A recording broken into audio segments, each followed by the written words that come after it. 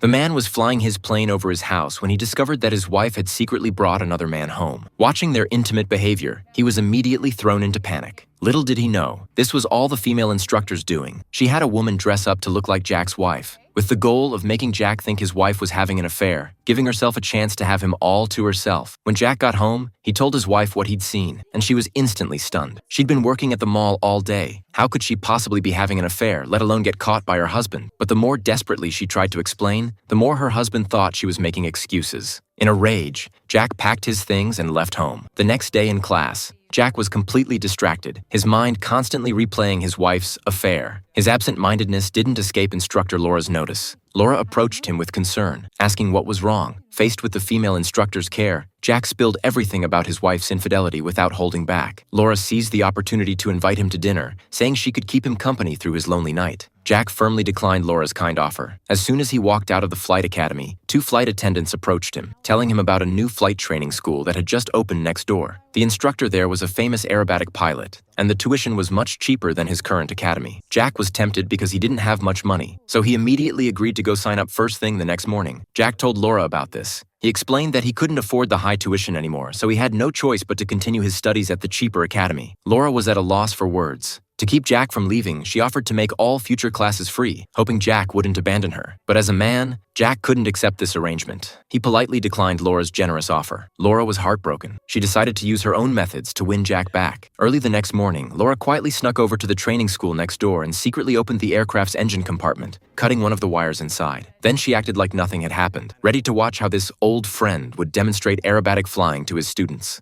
Soon all the students had arrived, and the aerobatic flying instructor immediately started up the plane and took off. But just as he was about to demonstrate his aerobatic maneuvers,